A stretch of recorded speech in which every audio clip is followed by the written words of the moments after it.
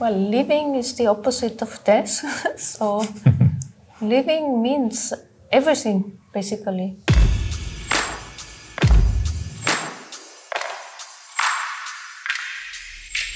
What could you learn from your artwork? Oh, many things. I learned how to solve problems. When you create an artwork, of course, you create your own problems. And with media art, you create also a lot of different interfaces to enable people to interact with the system that you make. And in our case, we invented many things that didn't really exist at the beginning. So we tried to push the technology to the border. And I learned, of course, a lot of electronics on the way, a lot of programming also as well. And usually the process brought us to the next steps. And so with 30 years, I learned a lot of technology, but also how to deal with the technology and the public. That was very important for us. Were you surprised by your artwork? Yes, many times, especially when the show opens or when it's the first time that you show it, we are often very surprised by the fact how people actually perceive it, how they interact with it, what they do. Of course, we have already some kind of expectations and, kind of feeling what will happen, but often it's the case that people do something else with it or make other types of interactions that we didn't predict, and that's very surprising and nice. And also the feeling that people tell us when they experience the works and, what kind of ideas and imagination it triggers for them. I think this is also very nice and surprising. Oh, this is a good question for you. Are there any technologies that scare you? Which ones?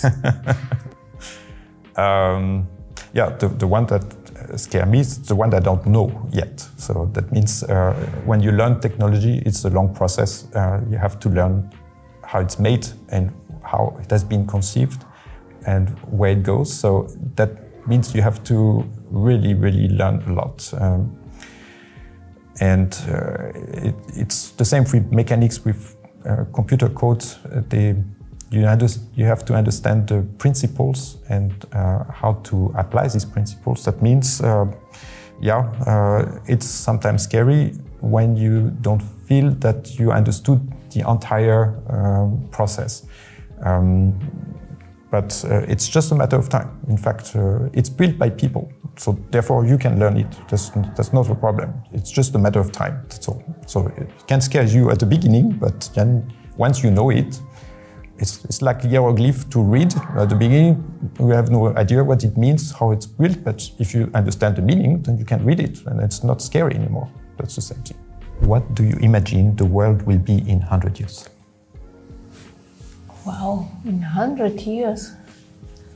I think in 100 years, people will look at our time with a big wonder why we messed up our environment so much here, why we messed up the world.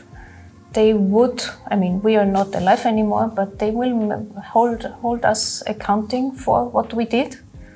And I think I have a good hope, especially young people nowadays, think very ecological. They want to take more care of nature. They want to be more responsible towards nature.